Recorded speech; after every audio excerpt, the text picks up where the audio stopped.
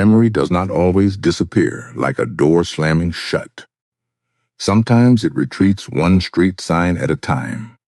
That is what happened to Elias Thorne 3 days after the Oakhaven hearing, when the billionaire, who controlled properties across 3 continents, stood at a cold intersection 2 miles from his hotel and could not remember which direction led back. He had left his phone behind because he still wanted to believe he did not need help. Leo Hayes, the 16-year-old son of the teacher fighting him, found him gripping a fence with both hands. Leo knew exactly who he was. He also knew a frightened older man should not be left alone. The boy walked him home, and by the time they reached the inn, Elias understood that the community center was not nostalgia. It was the town's repair system. The morning began with a medical instruction Elias disliked enough to disobey. Dr. Julian Reed appeared on the secure video screen at 7:30, his face framed by the pale walls of a Manhattan neurology office, where every painting seemed selected to lower the blood pressure of people who could afford fear in private. Elias sat at the desk in his suite at the Oakhaven Inn, wearing a pressed white shirt, charcoal trousers, and the expression of a man attending a meeting he believed should have been shorter. "You are reporting spatial disorientation," Dr. Reed said. "You also missed 2 medication entries in your daily log." I corrected the log. "After Lydia reminded you, that is what assistants do." "No," Dr. Reed said gently. "That is what support systems do, and you are at the point where refusing support creates risk." Elias looked away from the screen. Outside the window, Oakhaven Square moved through its ordinary morning. A delivery truck idled behind the bakery. A woman in a red coat unlocked the thrift store. 2 children dragged fallen maple leaves into a pile near the curb, then jumped into it with the extravagant seriousness of children who understand joy as work. "I have led hostile acquisitions with less caution than you are recommending for a walk," Elias said. "Hostile acquisitions do not usually require you to remember where you left your body." The line was not disrespectful, but it landed hard. Dr. Reed continued, "I am asking for basic safeguards. Carry your phone. Keep location services on. Do not walk unfamiliar streets alone. Write down your destination before leaving. If you feel disoriented, stop, sit, call. The goal is not to humiliate you, Mr. Thorne. The goal is to keep you from turning a manageable symptom into an emergency." Elias's right hand tightened around a pen. "You speak as if decline is already in charge. I speak as if denial is dangerous." For a moment, neither man moved. Elias ended the call without saying goodbye. Then he sat in the quiet suite, furious not because the doctor was wrong, but because the doctor had said aloud what Elias had spent decades ensuring no one could say. To him, he had built structures in which weakness was outsourced, hidden, delegated, replaced. If a manager failed, he hired another. If a building decayed, he demolished it. If a community resisted, he adjusted incentives until resistance became expensive. But there was no vendor contract for the failure inside his own mind. No dashboard could make him whole. His phone vibrated on the desk. "Richard Vance. Need decision on outreach language. Board wants confirmation we are proceeding." Another message followed. "Outside counsel. Litigation hold. May alarm investors. Recommend narrowing scope." Then Lydia. "Raw deed memo delayed. Vance's team says county archive copy is incomplete." Elias stared at the screen until the words blurred. Not from disease this time, but from contempt. Everyone wanted him to narrow the scope. Narrow the documents, narrow the people, narrow the risk, narrow the truth until it could fit inside a slide deck. He stood. A walk, he told himself. 10 minutes. He wrote nothing down. He picked up his coat, and in a small act of pride disguised as independence, left it on the desk. At 9:15, he stepped into the autumn cold. Oakhaven did not greet him as a market. It greeted him as weather, smell, sound, and uneven pavement. The town had a way of refusing abstraction. A storefront was not merely underutilized retail square footage. It was the barber shop where three men were arguing about high school football under a faded awning. A vacant lot was not a redevelopment opportunity. It was where a hardware store had burned 20 years earlier and where someone still placed flags on Memorial Day. The old bank building, marked in the civic grid plan as convertible frontage, had a stone lintel carved with wheat and gears, a little history of the mill workers who once deposited cash wages there every Friday. Elias walked slowly at first, telling himself he was inspecting. He passed the community center and stopped against his will. From the sidewalk, the building looked ordinary. That ordinariness had been used against it. No towers, no architectural awards, no sleek lobby, no investor appeal. But the front doors opened constantly. A man with a cane entered, carrying a folder thick with medical bills. A mother in a diner uniform dropped off a backpack and kissed her daughter's hair. Mrs. Gable taped a new notice to the board. Ask detachment check. Room open 3:30 to 6. Please, bring in hollers. Elias stood long enough for Mrs. Gable to notice him through the glass.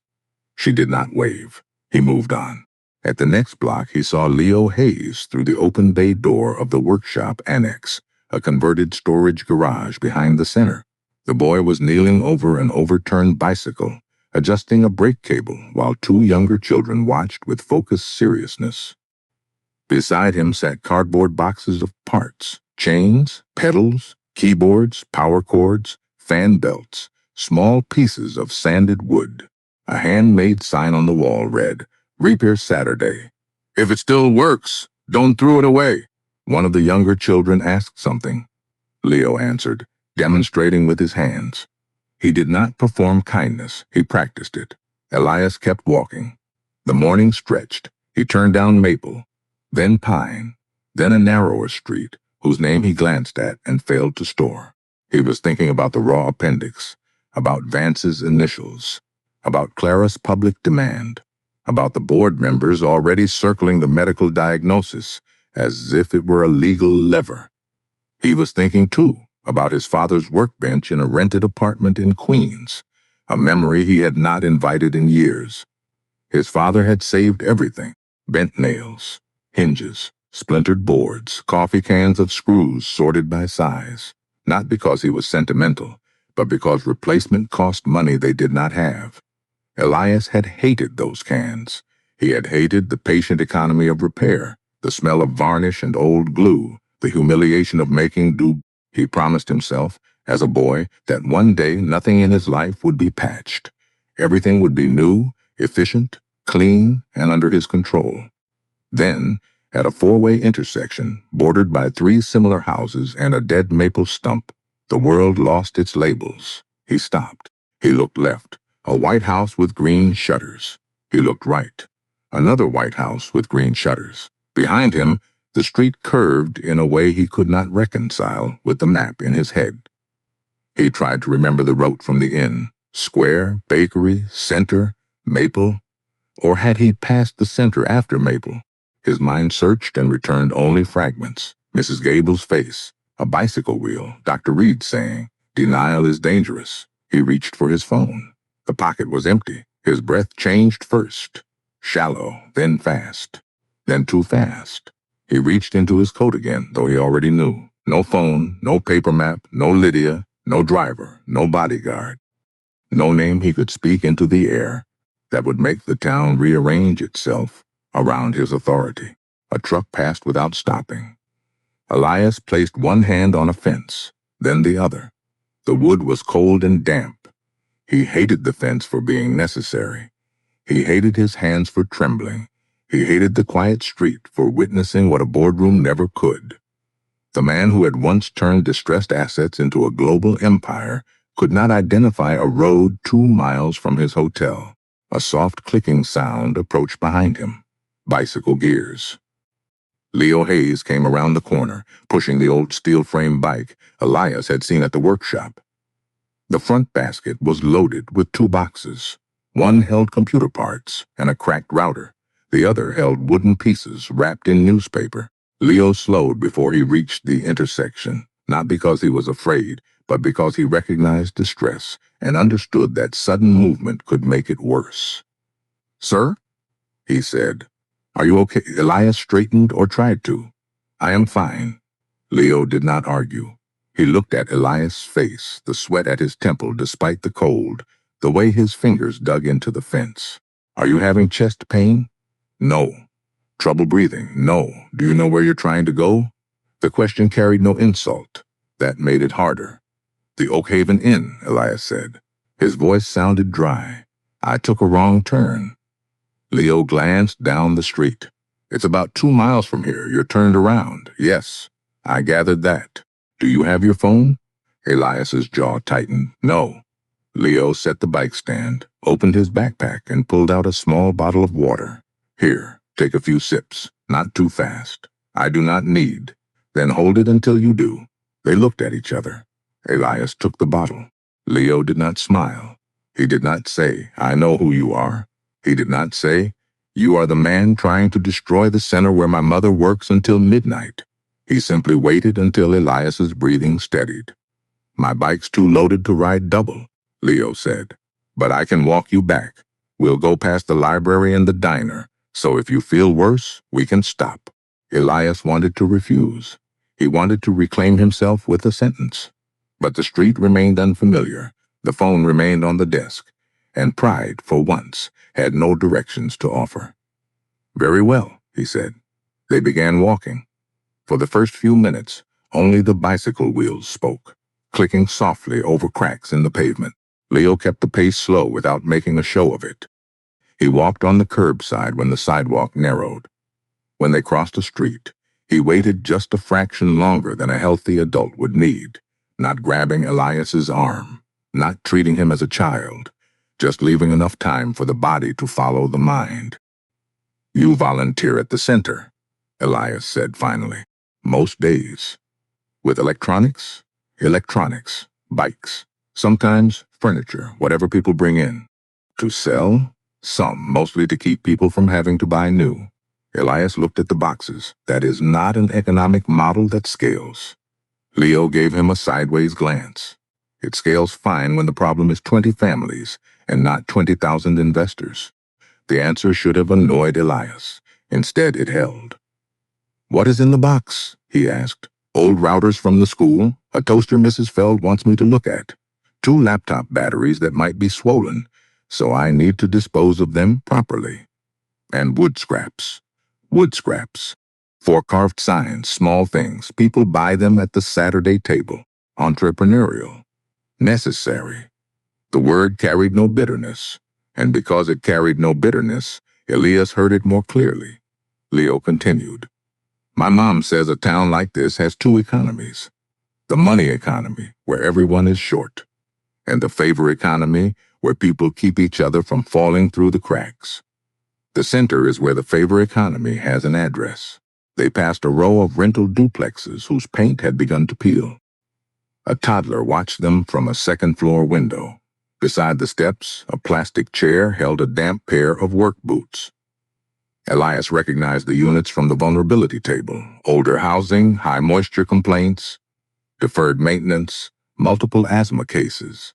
In the executive summary, they were part of adjacent residential context. In life, they were homes. "Your mother speaks in systems," Elias said. "She teaches history. That explains it. History is systems with names attached."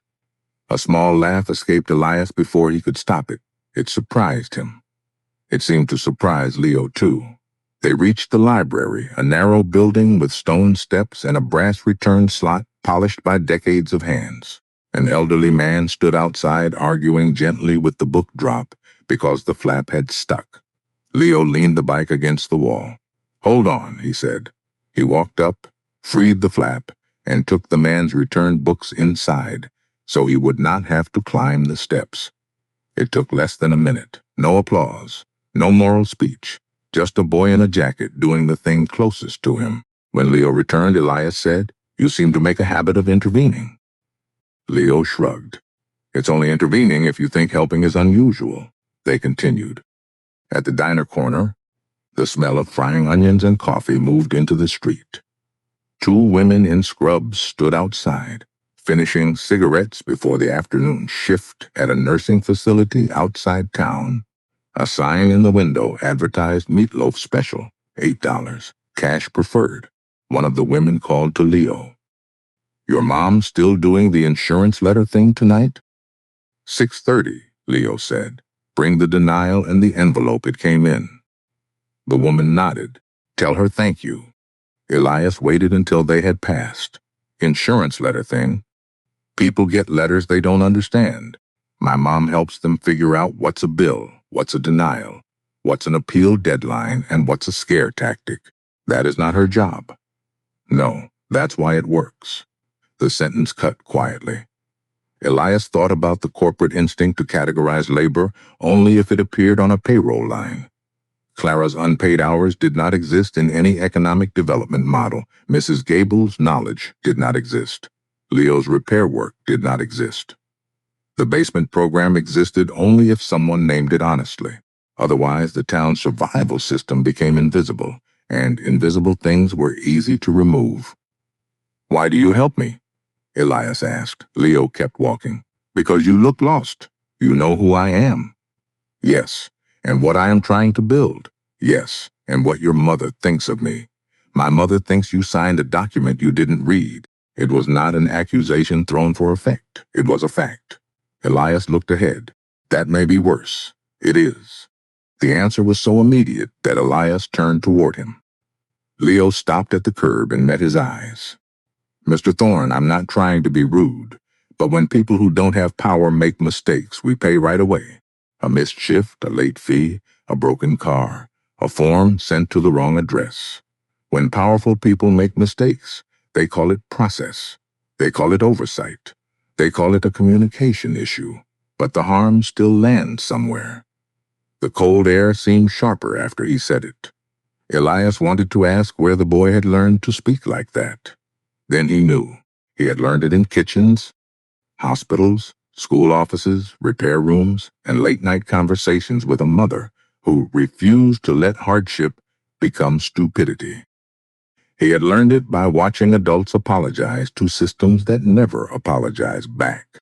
They crossed into the square. The community center came into view again, this time from the side street. Children moved in a line toward the basement entrance, each carrying a backpack, one boy holding an inhaler case clipped to his zipper.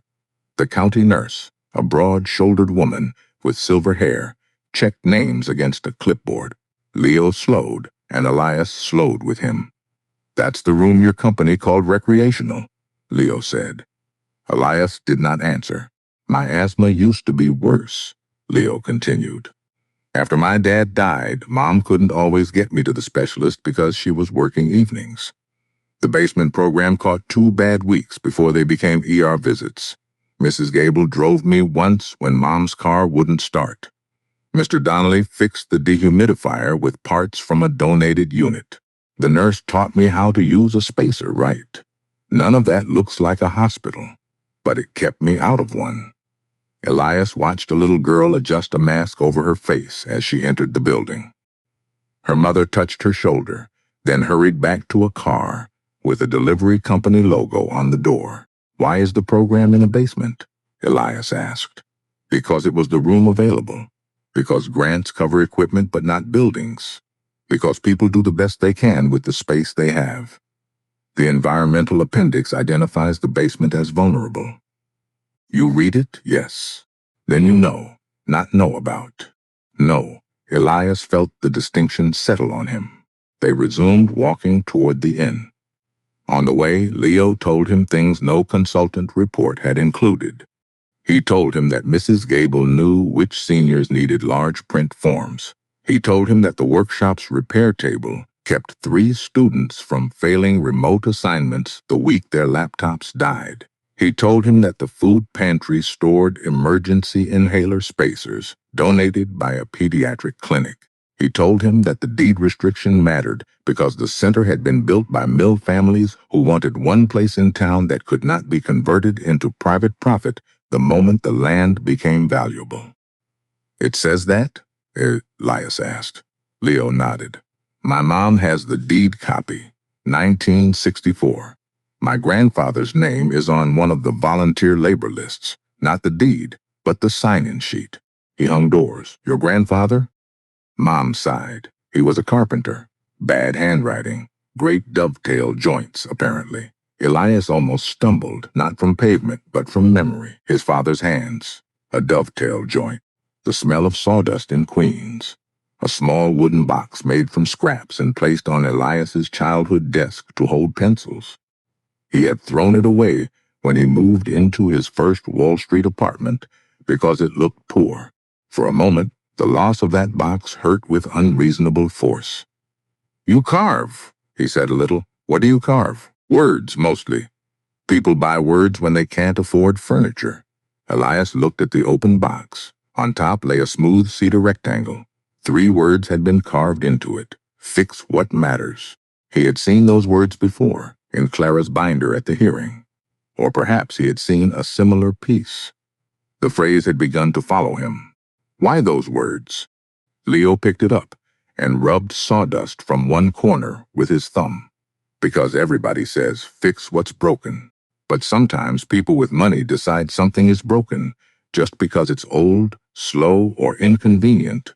My mom says the better question is whether it still matters. They reached the Oakhaven Inn at 11:10. Lydia was standing on the front steps with 2 security staff and the expression of a person whose controlled panic had been sharpened into professionalism. She moved toward Elias quickly, then stopped herself from touching his arm. Mr. Thorne, she said, your phone was in your room. Dr. Reed's office called when you missed your medication reminder. We have been looking for you. Elias heard the rebuke beneath the concern. It embarrassed him, which made him angry, which made him more tired than either emotion deserved. I took a walk, he said. Lydia looked at Leo, then at the bicycle, then back at Elias. Thank you for bringing him back. Leo nodded. He brought himself. I just knew the streets. That distinction, too, mattered. Elias turned to him. Leo, the name came. He was grateful and ashamed that he noticed. Yes, sir, I owe you an apology. For getting lost? For what my company called your center? Leo did not soften. Apologized to my mother with documents. Lydia looked startled. Elias did not. Yes, he said, that is fair. Leo took the cedar piece from the box and held it out. Keep this not as a gift. As a reminder you don't own. Elias took it. The wood was warm from the boy's hand. Do you charge for reminders? Usually $5. But this one is evidence. He turned the bike around and began walking back toward the square. Elias watched until he disappeared. Inside the suite, the polished desk looked different after the walk. Too clean, too insulated, too far from the street. Lydia placed his phone beside him and set a glass of water near the medication organizer. I should have carried it. Yes, she did not decorate the answer. Did Vance deliver the deed memo? He delivered a summary. Not acceptable. I told him you would say that. Elias placed the carved wood beside the black folder containing Appendix F. Fix what matters, not what protects the schedule, not what preserves the narrative. What matters? Call Clara Hayes, he said. Lydia's brows lifted. Now, yes, it is midday. She is teaching. Then leave a message that I request a meeting at her convenience. Where? At the community center, Lydia typed. With counsel present? No, that is risky. So was signing a summary that omitted children. The sentence quieted the room. By 3:30, Clara listened to Lydia's voicemail during her planning period, standing in the supply closet because it was the only quiet place near her classroom. Elias Thorne requested a meeting. At her convenience, at the community center, without attorneys. Clara listened twice, then called back. Lydia answered on the second ring. This is Clara Hayes, she said. Mr. Thorne can come tomorrow at 8:30, room 204. He brings the full Appendix F, the deed memo, the project comment history, and written confirmation that all access requests to the center are paused. No document, no meeting. Lydia was silent, long enough for Clara to hear office sounds behind her. I will convey that. Also, Miss Cho? Yes? Tell him I am not interested in a donation. I understand. No. Make sure he understands. If he wants to talk, he can talk about corrected records, state review, and legal protection for the center. I am not selling silence for a ceremonial check. I will tell him exactly. Clara ended the call and leaned against the shelves, copy paper pressed into her shoulder. For a few seconds, she allowed herself to close her eyes. She was tired in a way sleep would not fix. Every fight against a large institution has two burdens. The public one, where you speak clearly, and the private one, where your car still needs brakes, and your son still needs dinner, and fear waits politely until you are alone. At 4, Leo arrived after school. He asked for a meeting, he said when she told him. Yes. Are you going? Yes. Do you think he'll try to buy you off? Probably someone will suggest it. Maybe not him. Leo sat on the edge of a desk. He got lost today. Clara looked up sharply. What? I found him near Willow Court. No phone. He was scared. Did he fall? Was he hurt? No. I walked him back. Clara's expression moved through concern, surprise, and something more complicated. You knew who he was. Yes. And you helped him. He was still a person. The answer entered her gently and painfully. She thought of her late husband, David, running into smoke because the person inside a building mattered more than the reason the building caught fire. She thought of all the ways Leo carried his father without knowing it. I'm proud of you, she said. I also told him to apologize with documents. That brought the first real smile of the day to her face. I'm proud of that, too. The next morning, Elias arrived at the community center without bodyguards. Lydia came with him carrying a banker's box.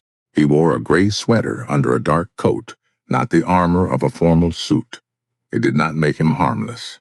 Clara knew better than to confuse softer fabric with softer power, but it did make the hallway seem less like a corporate invasion. Mrs. Gable watched him from the desk. Room 204, she said. Sign in first. Elias looked at the visitor log. Name, Purpose. He wrote slowly. His hand trembled enough for the pen to scratch. Purpose, document review. Mrs. Gable read it upside down and nodded once. That will do.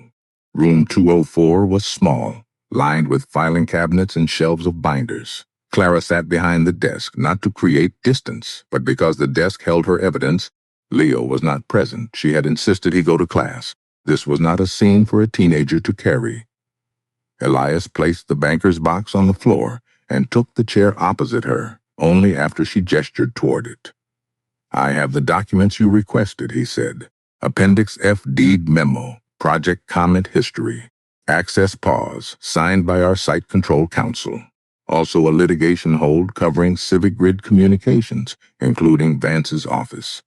Clara's eyes sharpened at the last item. Why include Vance by name? Because his initials appear on the recommendation to limit board-facing summary. She absorbed that without visible satisfaction. You understand that giving me this does not make you the hero. Yes. You understand that I may use these documents against your company. Yes. You understand that the center does not need a patron. It needs protection. Elias looked at the carved cedar phrase, now sitting on her desk beside her binder. Leo had made more than one then. Or perhaps the phrase had become a language in this family. I am beginning to understand that, he said. Clara opened the banker's box. The first folder was labeled Appendix F, Raw. The second, Deed Restriction Archive. The third, Project Comment History. The fourth, Access PUAs. The labels were neat, likely Lydia's work. Clara pulled the access pause first. She read the signature, date, and scope. This prevents your contractors from entering the center for 30 days. Yes, 30 days is not protection. It is breathing room. I know. What happens after 30 days? That is what I came to discuss. No, Clara said. You came because your own documents became dangerous to you. Let's not confuse motive with outcome. Lydia looked down, perhaps to hide a reaction. Elias accepted the blow. Fair. Clara opened Appendix F and turned to the comments field. This sentence. Recommend limiting board-facing summary? Did you write it? No. Did you create a company culture where that sentence could be written by someone expecting reward instead of discipline? The room grew still. Yes, Elias said. It cost him something to say it. Clara could hear that. She also knew cost was not repair. Then here is the minimum, she said. You send a corrected notice to the planning board acknowledging that the public packet omitted material information. You request postponement of any rezoning vote until a full state environmental and health service review is complete. You preserve all records. You remove the center from site control activity. You stop calling it recreational. And you do not contact parents directly with offers, gifts, or relocation promises designed to split the community. Lydia typed quickly.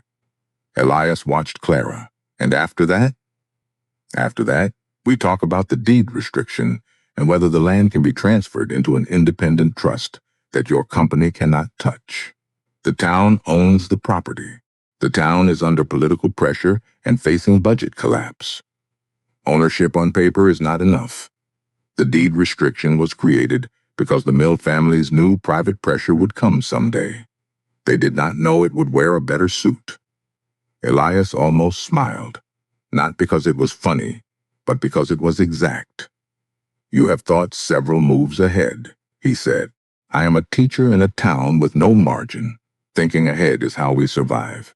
He nodded. Then his face changed. It was small, perhaps invisible to Lydia. But Clara saw it. A brief vacancy in the eyes. A hand tightening on the chair arm. The terrifying moment when a person remains seated but seems to lose the thread holding him to the room. Mr. Thorne, she said. He blinked. The moment passed. I apologize, he said. I lost the sentence. Clara did not ask if he was all right in the soft voice people use when they are already lowering their expectations. She waited. Elias looked at the documents. The trust. You believe it is possible. With the right petition, a county judge, public notice, and a finding that the original civic use remains active and at risk. It will not be quick. Nothing honest is quick, he said. Clara studied him. Do not say things like that unless you are prepared for them to become expensive. I am.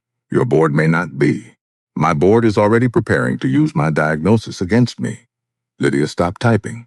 Clara's expression did not change, but the room did. Does your diagnosis affect your legal authority to act? Not today. Dr. Reed will confirm capacity for specific transactions. Lydia will document everything. I will not ask you to rely on my memory. That sentence mattered. It did not erase the harm. It did not make him noble. But it acknowledged reality instead of performing invincibility. Clara leaned back. Then we proceed with written steps only. No handshake agreements. No private understandings. If you forget, the documents remember. If your board attacks, the documents answer. Elias looked at the cedar sign on her desk. Fix what matters. Yes, he said. The documents remember. Over the next week, the fight moved from public anger into procedural ground, where many community stories die because procedure is designed to exhaust ordinary people. Clara knew this, so she built a record. She filed the corrected packet request. She organized parents to submit written statements, not emotional essays alone, but dates, inhaler logs, transportation barriers, emergency room bills, and program attendance. She asked the county nurse for a formal letter documenting the basement's health function. She asked the retired mill workers' families for photographs and sign-in sheets from the center's construction. She asked Leo to digitize everything into folders labeled by evidence, type, and date. Leo did more than scan. He created a simple index page for the evidence binder. Document, source, date, why it matters. At the top, he typed one sentence. The center is not a memory, it is an operating support system. Clara stared at that line for a long time before printing it. Meanwhile, Elias began to experience the price of telling the truth. Vance demanded a private call. Board members warned that the litigation hold could trigger lender concerns. Counsel advised that admitting omission might invite regulatory scrutiny. Elias listened, then asked each of them the same question. Was the basement medical use omitted from the public summary?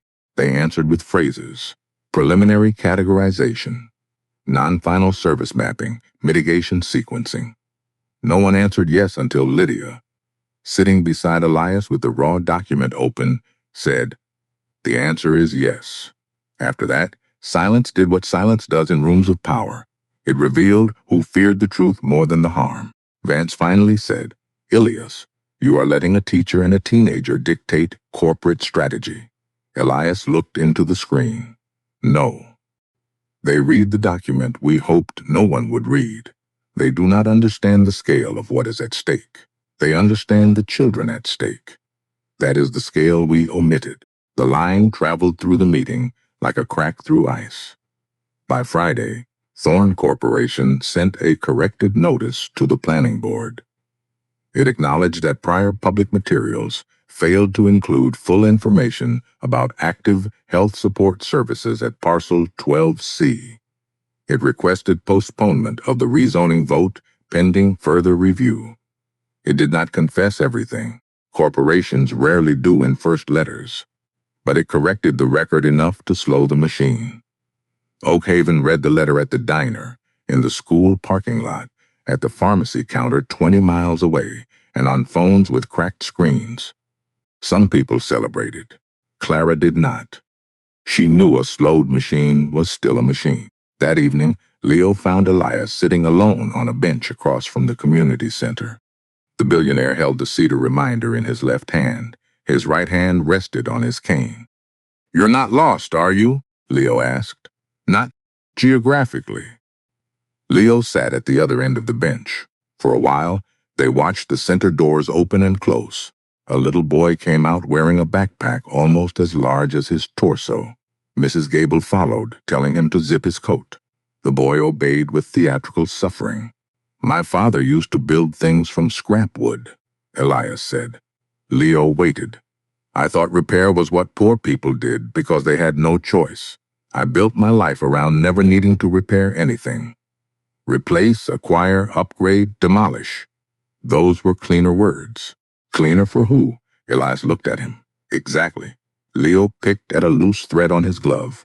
"My mom says clean language can hide dirty work. Your mother says many accurate things.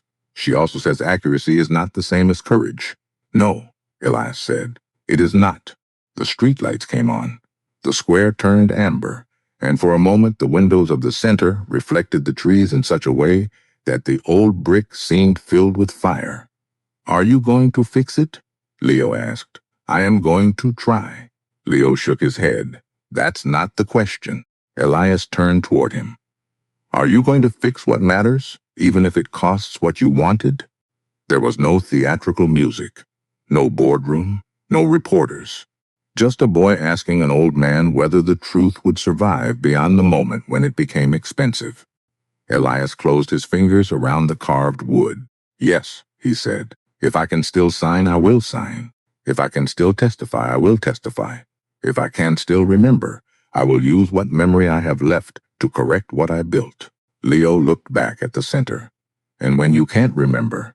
The question did not feel cruel. It felt necessary. "Then I will need people who remember for the right reasons," Elias said. Leo nodded slowly. "Start with my mom." By nightfall, forgiveness had not been earned, but a clearer map had finally appeared. Elias Thorne had been lost on a street and found by the son of the woman he had harmed. Leo did not save him with admiration. He guided him with competence. He showed him the difference between a building and a support system, between charity and repair, between being remembered and being worthy of memory. And in Oakhaven, where the first frost silvered the grass behind the community center, the real fight moved closer to the place where power either protects its name or tells the truth about what that name has done.